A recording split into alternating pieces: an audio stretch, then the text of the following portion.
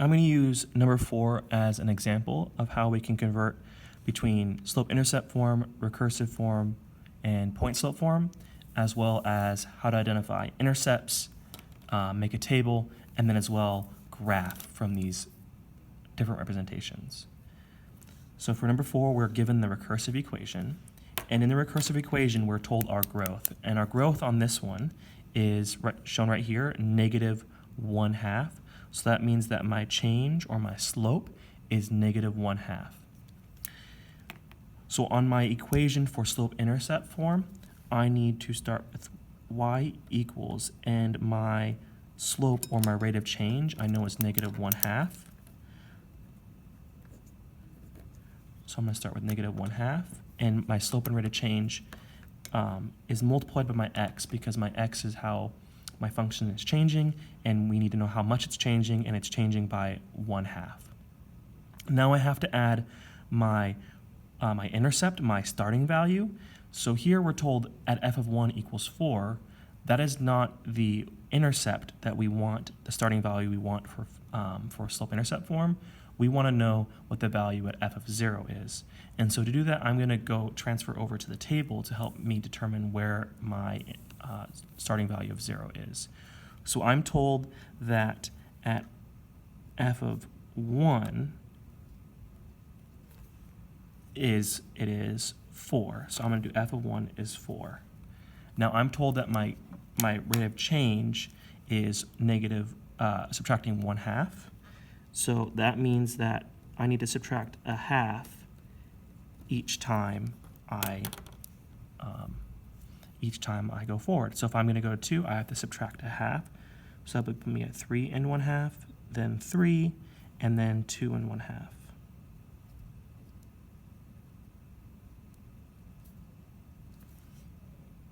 And if I follow this pattern backwards, if I'm subtracting 1/2 this way, to make it where if I'm at 0 and I subtract 1/2 and get to 4, I would have to go backwards, which means I would have to add 1/2.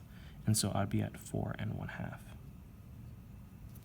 And this here is the value that I would like for my slope-intercept form. It is my value at 0.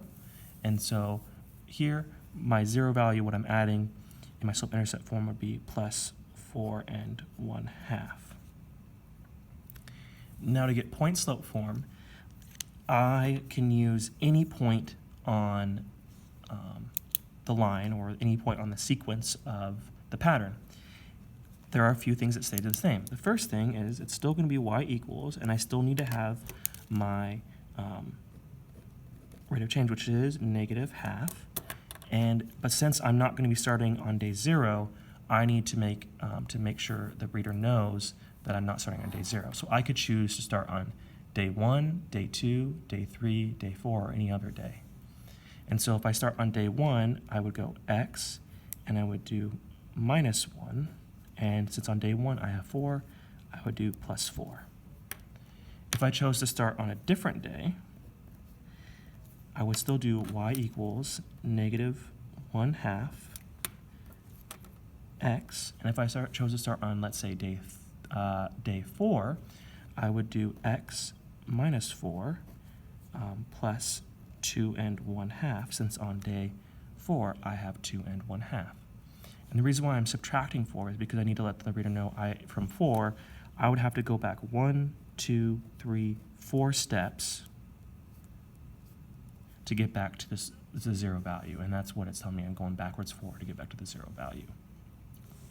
So now I have my slope-intercept form, my recursive form, and my point-slope form. To get my intercepts, one thing is to make the graph. So we're going to go to the other side and make the graph. And on number 4, so my equation, once again, is y, and I'm going to use my slope-intercept form, as y equals negative 1/2 x plus 4 and 1/2.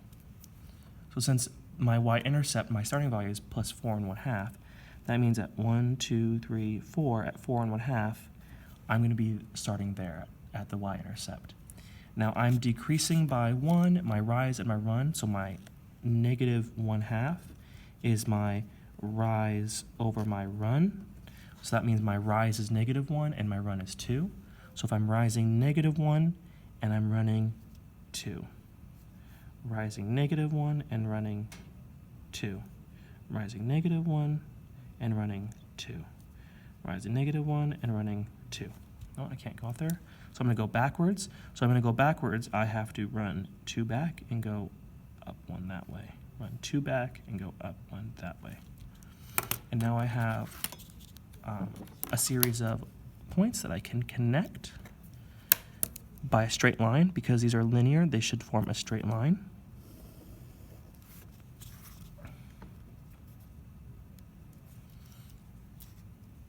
And so here's one of my intercepts. This is my y-intercept, and it's my y-intercept because it's crossing the y-axis. And my x-intercept crosses the x-axis.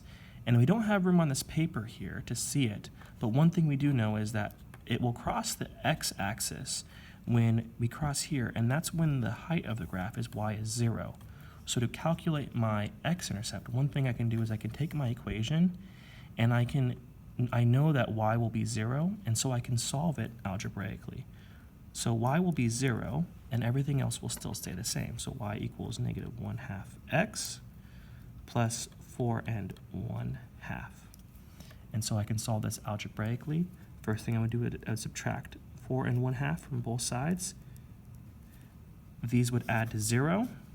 So I'd have -4 1/2 equals -1/2 x. And now to solve for x, I would have to divide by -1/2. And if you divide -4 1/2 by 1/2, because it's a negative divided by negative, it would turn out to be positive. And there are, if I'm dividing 4 1/2 by 1/2, that is equal to 9. And so my x-intercept is 9. And I already know my y-intercept is 4 1/2. My x-intercept is 9. And so on this back page over here, so my x-intercept is 9. So this is 9. And as an ordered pair, it would be 9, 0. And my y-intercept is 4 1/2. And so as an ordered pair, it would be 0, 4 1/2.